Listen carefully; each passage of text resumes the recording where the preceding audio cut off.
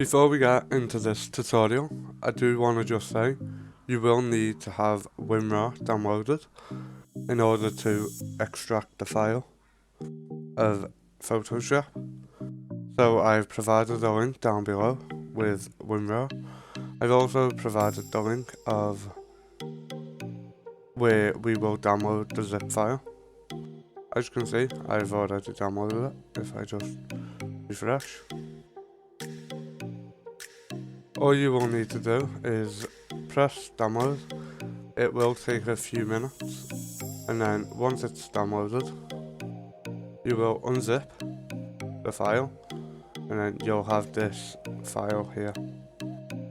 So when you open it up, you'll see that you have serial and setup. Your serial is your activation key. So when it prompts you in the setup to put your activation key in, you will copy this. So I'm going to copy that now and then paste it. You will get an alert pop up as you begin the setup. Don't worry, it is safe. Accept to all the agreements. To save Photoshop files where you like. For me, it was my hard drive. You may want to create a desktop icon so it has a shortcut.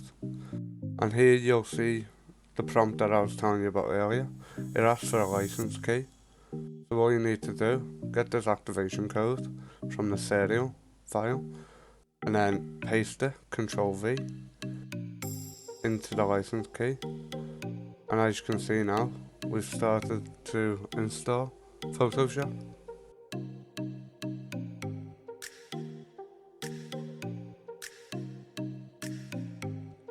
Once the installation is done, you'll see you'll get an icon, usually in the top left.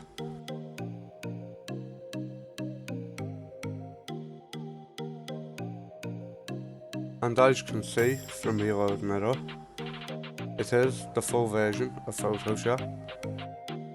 So I want to thank you guys for watching. Like, subscribe and turn on notifications. We'll see you in the next video.